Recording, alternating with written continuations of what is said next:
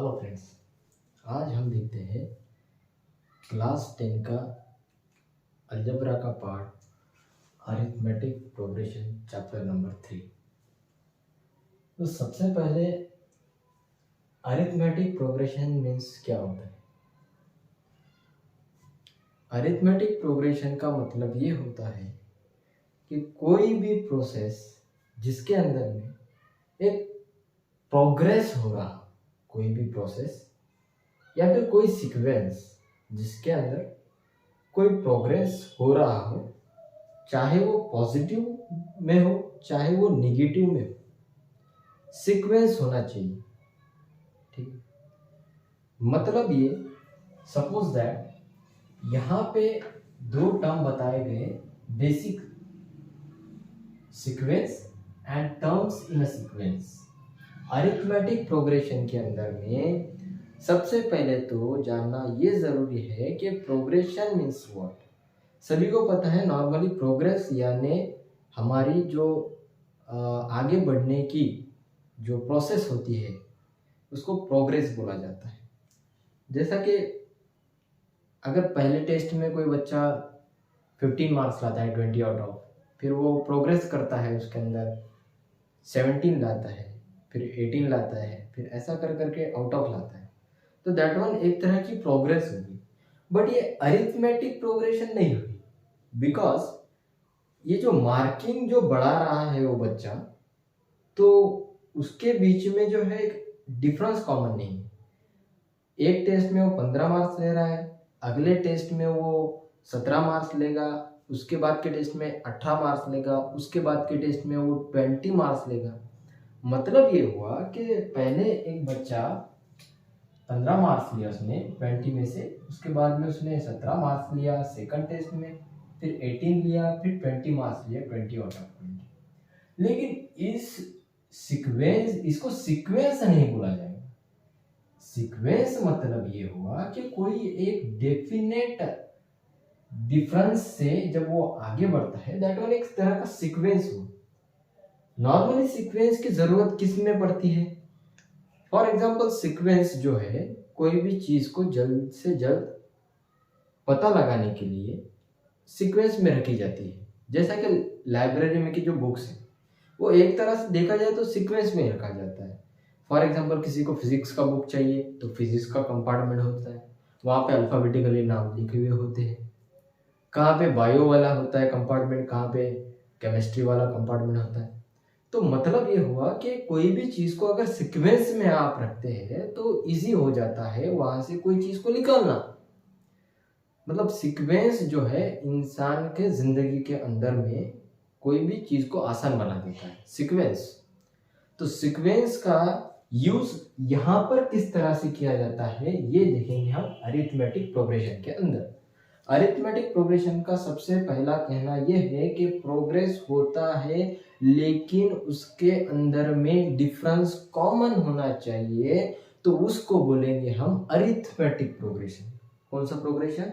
Arithmetic progression. अब ये देखा जाए तो हम बोलेंगे भाई ये जो है हमारा सीक्वेंस नहीं हुआ। इसमें अगर सीक्वेंस की अगर बात की जाए, suppose the natural numbers start from 1 2 3 4 up to so on. Now हम यहाँ बोल सकते हैं dot dot dot dot dot. ठीक है, तो यहाँ पर हम बोल सकते हैं कि 1 2 3 4।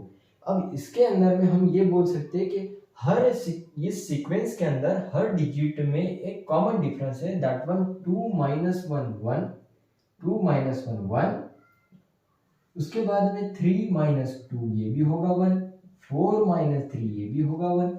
यहाँ पर हम देख सकते हैं कि जैसा कि यहाँ पे डिफरेंस जो है ये 1 का है, ओवरऑल सीक्वेंस ये कॉमन है, तो दैट वन ये तरह की एक तरह की सीक्वेंस हो गई, एक तरह की सीक्वेंस हो गई। तो उसी तरह सीक्वेंस के अंदर में डिफरेंस जो है वो फिक्स्ड होना चाहिए। मतलब ये हुआ the arrangement of anything with definite order, with definite order, वो होता है सीक्वेंस। क्या होता है?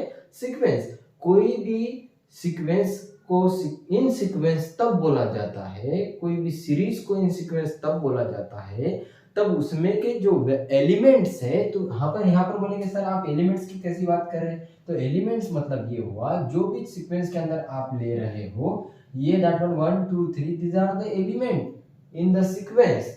ठीक है, छोटे छोटे चीजों से हमारा सीक्वेंस बन गया।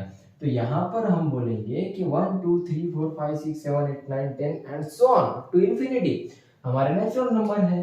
तो इसके बीच में जो डिफरेंस है वो कॉमन है, दैट वन 1 का डिफरेंस है। तो हम इसे बोलेंगे this series in a sequence, this series one in a sequence, because हर एक डिजिट के बीच में जो गैप है वो सेम है, दैट वन डिफरेंस जो है, सॉरी डिफरेंस जो है वो कॉमन है। क्या है?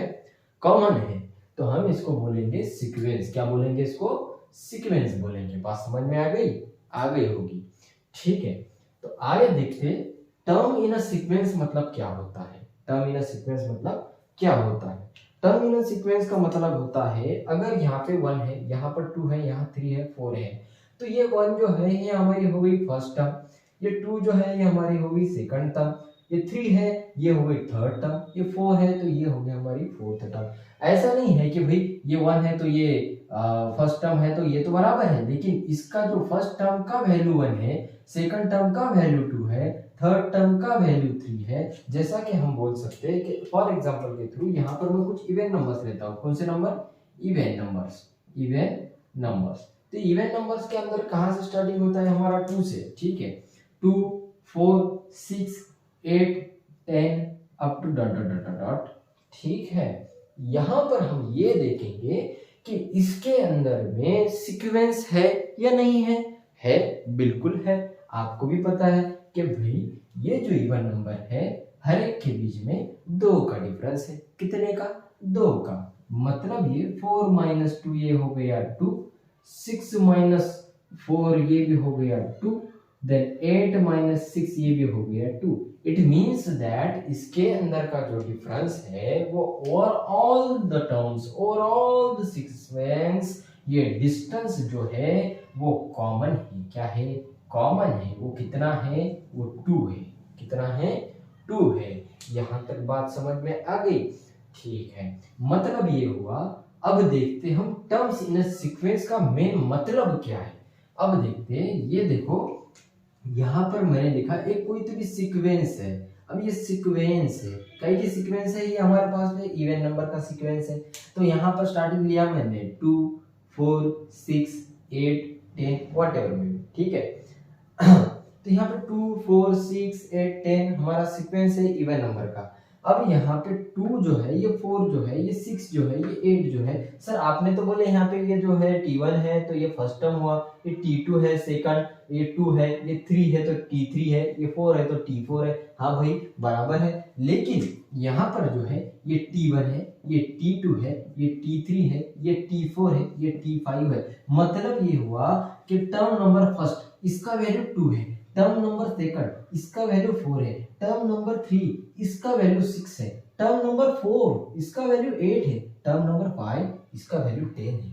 मतलब ये हुआ कि भाई अगर यहाँ पे 2 4 6 8 10 है तो ये term number 2, term number 4, term number 6, term number 8 नहीं, ऐसा नहीं होता है। इसका मतलब ये होता है कि first term T1 for first, T for term, first term का वैल्यू 2 है, सेकंड टर्म का वैल्यू 4 है, थर्ड टर्म का वैल्यू 6 है, फोर्थ टर्म का वैल्यू 8 है, फिफ्थ टर्म का वैल्यू 10 है। अगर आगे बढ़ाएंगे हम इसको तो T6 आ जाएगा। T6 का वैल्यू कितना हो जाएगा?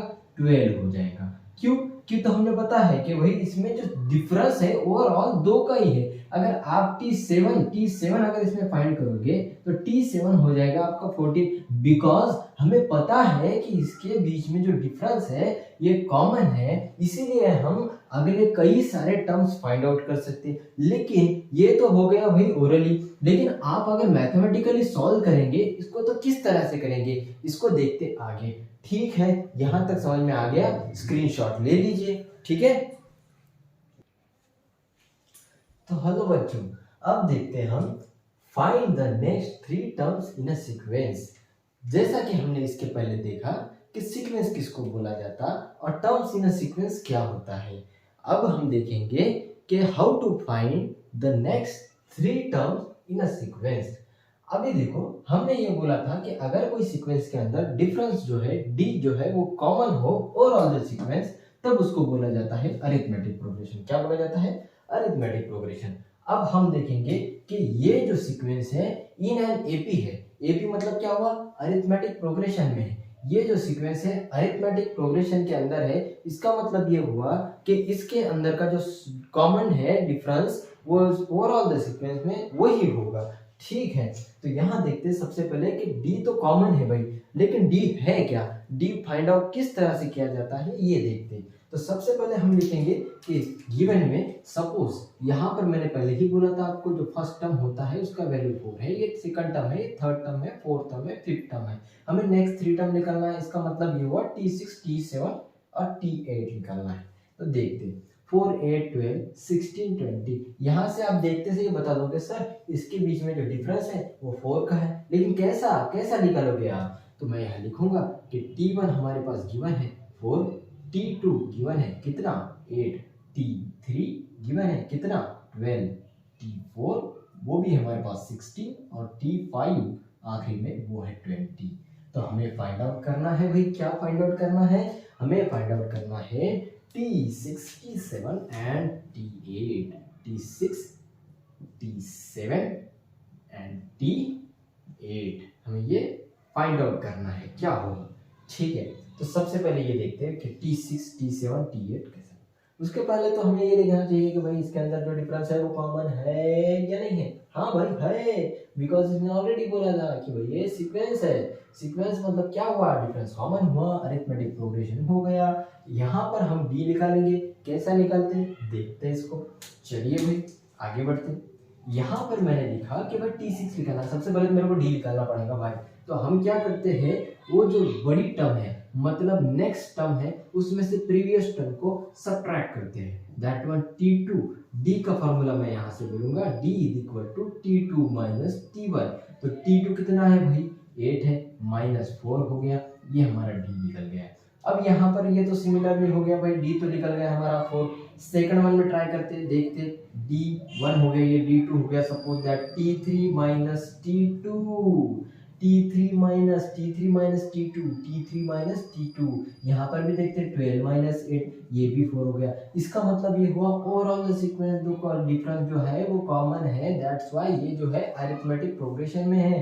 अरिथमेटिक प्रोग्रेशन में होने की वजह से यहाँ पर डिफरेंस जो होगा ओवरऑल द सीक्वेंस कॉमन होगा। तो हम यहाँ पर देखते कि D1 is equal to D2 is equal to whatever में भी कितने भी D निकालो जी आप, सही होगा, सेम होगा। तो मैं बोल देता कि इक्वल्स टू D है, कॉमन है, common difference, common difference, common difference. तो हम यहाँ से इजीली फाइंड आउट कर सकते हैं। अब मुझे एक बात बोलिए, इसी पर से हम नेक्स्ट टर्म फाइंड कर सकते हैं। जिस तरह से हमने देखा कि T2 माइनस T1 तो हमारा D निकला, तो हमें अगर नेक्स्ट टर्म निकालना हो तो इसी पर से हम एक फॉर्मूला बना सकते हैं। जैसा कि देखिए यहाँ पर T2 अगर निकालना है तो T2 सपोज पहले तो D लिखेंगे, D is equal to T2 next term minus first term previous term, minus previous term मतलब जो नेक्स्ट वाला टर्म है उसमें से प्रीवियस वाले टर्म को माइनस कीजिए। हियर यहाँ पर हम देख सकते हैं कि ये जो 2 है और यहाँ पर जो 1 है, यहाँ पर ऐसा मैं बोल सकता here n is equal to 2, here n is equal to 2, here n is equal to 2। मतलब ये हुआ कि यहाँ पर ऐसा बोल सकते हैं आप D is equal to T, यहाँ पर n बोल सकते हैं, यहाँ पर T n माइनस 1 बोल सकते हैं, n माइनस 1। यहाँ से हमारा फॉर्मूला निकल जाएगा D is equal to Tn plus Tn minus 1, Tn minus Tn minus 1। तो यहाँ पर देख सकते हैं आप, जैसा कि यहाँ पे 2 अगर आता है तो n इज इक्वल टू 2 हो जाएगा, माइनस T n माइनस 1 जो है ये नीचे में है तो n माइनस 1, यहाँ पर n का वैल्यू 2 था, यहाँ पर फिर n का वैल्यू क्या होगा 2 माइनस 1, दैट इज हमारा फॉर्मूला मिल जाएगा कि नहीं मिल जाएगा? बिल्कुल मिल जाएगा। तो D is equal to Tn minus Tn minus 1। और एक चीज, हम अगर इसको यहाँ पर n इज इक्वल टू 1 लेते हैं, n इज इक्वल टू 1 लेते हैं तो हमारे पास डिफरेंस का फॉर्मूला मिल जाएगा। क्या मिल जाएगा?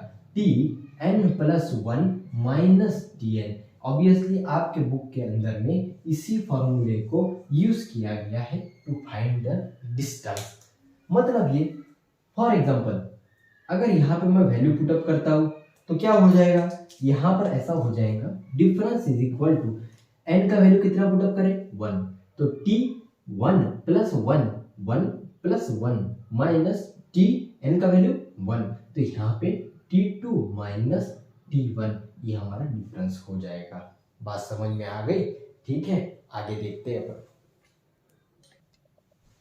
हेलो दोस्तों, अब देखते हैं कैसा कि यहाँ पर देखो ये T1 है, यहाँ पे T2 है, इसका वैल्यू 8 है, T3 इसका वैल्यू 12 है। अब यहाँ पर हम देख सकते हैं कि इसके अंदर में जब डिफरेंस फाइंड आउट करना था हमें, तो उसके नेक्स्ट टर्म में से हमने प्रीवियस वाली टर्म को माइनस किया तो डिफरेंस निकला, बराबर है, बराबर। तो उसके बाद में अगर हमें नेक्स्ट टर्म निकालना हो तो ऑब्वियसली हम इस पर से ये बोल सकते हैं कि हर प्रीवियस टर्म में अगर हम कॉमन डिफरेंस को ऐड करते जाए तो हमें नेक्स्ट टर्म मिलेगा, मिलेगा या नहीं मिलेगा? बिल्कुल मिलेगा। तो कैसा मिलेगा? तो अब देखते हैं हम कि भाई अगर हमें नेक्स्ट टर्म फाइंड करना हो तो हमें पता है भाई कि दो टर्म में का जो डिफरेंस है वो कॉमन है। वो कॉमन रहने के बाद में मतलब ये हुआ कि ये जो पहला टर्म था उसके बाद में ये दूसरा टर्म था, तो इसके बीच में जो डिफरेंस है वो कॉमन है। मतलब ये हुआ कि 8 माइनस 4 हो गया तुम्हारा 4, 12 माइनस 8 ये हो गया तुम्हारा 4। मतलब ये हुआ कि इसमें डिफरेंस जो है ये तो 4 है भाई, लेकिन हमें अगर डिफरेंस 4 मिल गया इसका मतलब ये हुआ अगला टर्म जो है वो भी 4 के गैप से होगा, 4 के डिफरेंस से होगा। तो हम इजीली क्या बोल सकते हैं, अगर प्रीवियस टर्म में हम डिफरेंस को ऐड कर दे तो हमें नेक्स्ट टर्म मिल जाएगा। प्रीवियस टर्म में अगर हम नेक्स्ट टर्म को मतलब 4 को डिफरेंस को ऐड कर दे तो हमें नेक्स्ट टर्म मिल जाएगा। प्रीवियस टर्म में हम डिफरेंस को ऐड कर दे तो नेक्स्ट टर्म मिल जाएगा, और ऐसा चलते चलते चलते चलते आगे हमें कितने सारे टर्म्स निकल सकते हैं। लेकिन वो कैसा निकालेंगे, तो हम बोल सकते हैं जैसा कि ये फार्मूला है कि T2, अगर T2 निकालना हो तो इस फार्मूले पर से हम क्या बोल सकते हैं, D इज इक्वल टू, क्या बोलेंगे, D is equal to T2 minus T1। ये तो भाई डिफरेंस का फार्मूला हुआ। अगर सपोज यहाँ पर हमें T2 निकालना हो तो क्या होता, T2 अगर निकालना होता तो हम T2 ऐसे को जैसे क्या वैसा रखते और ये माइनस T1 को इधर लेकर आते तो T1 में ऐड हो जाता वो D, T1 में ऐड हो जाता D। मतलब ये हुआ हर एक नेक्स्ट टर्म जब आपको फाइंड करना हो तो आप उसकी प्रीवियस टर्म के अंदर में डिफरेंस को ऐड कर दो तो आपका नेक्स्ट टर्म मिल जाएगा। अब हमें पता है कि हमारे पास में T5 तक टर्म है, हमें नेक्स्ट 3 टर्म्स निकालना है, तो हम कैसा निकालेंगे, हम क्या करेंगे, ये T5 जो है ना भाई, तो उसमें क्या करते हैं हम D को ऐड कर देंगे तो हमें नेक्स्ट टर्म इजीली मिल जाएगा। तो मैं यहाँ पर लिखूंगा फॉर एग्जांपल हमें T6 निकालना है तो उसका प्रीवियस टर्म ऑब्वियसली T5 होगा, तो T5 प्लस अगर D करते हैं तो ऑब्वियसली हमारा आंसर आ जाएगा T6 is equal to T5 plus D बोला, T5 कितना है भाई 20 है, प्लस डिफरेंस कितना है भाई 4 है, जो कि हमने यहाँ पर फाइंड आउट किया था। ठीक है, ओवरऑल द सीक्वेंस में डिफरेंस तो सेम है, तो T6 कितना आएगा, T6 आएगा 24। बात समझ में आ गई, आगे होंगी। ठीक है, आगे देखते हमें T7 निकालना है। सिमिलरली आप क्या करोगे, T6 के अंदर में डिफरेंस को ऐड कर दोगे, T7 is equal to 24 plus 4 that is equal to कितना हो जाएगा 28। ये हमारे T7 की वैल्यू, 7 नंबर टर्म की वैल्यू। ठीक है, आगे लिख लेते हैं T8 इज इक्वल टू हो जाएगा T7 प्लस में D, T7 प्लस में D, T7 कितना है भाई 28 है भाई, प्लस 4 को ऐड कर दो भाई तो T8 हमें मिल जाएगा मेरे भाई, ये T8 हो गया हमारा 32। तो ऑब्वियसली आप यहाँ से भी बोल सकते हैं हाँ भाई हमें तो मिल गया T6 भी मिल गया, T7 भी मिल गया, T8 भी मिल गया। अरे सर आप क्या बोल रहे हैं T8, मैं T80 तक निकाल के बताता हूँ भाई, करो निकालो, कौन रोका है तुमको करने से। ठीक है, तो निकालो इसको। क्या करेंगे आप, हर एक सीक्वेंस, हर एक डिजिट के अंदर, हर एक एलिमेंट्स के अंदर हम प्रीवियस के टर्म में हर एक बार डिफरेंस जब ऐड करते जाएंगे तो हमें नेक्स्ट टर्म मिलते जाएगा, बराबर है। कितना इजी है, बहुत इजी है। तो हम बोल सकते हैं यहाँ से कि हमें T6 मिल गया 24, क्या मिला हो T7 भी मिल गया 28 और T8 भी मिल गया 32। तो यहाँ पर हमें नेक्स्ट 3 टर्म ऑटोमेटिकली मिल गए हैं। यहां तक आपको समझ में आ गया होगा ये मैं कंसिडर करता हूं, और हम इससे अब आगे के टॉपिक पे बढ़ते हैं। ठीक है।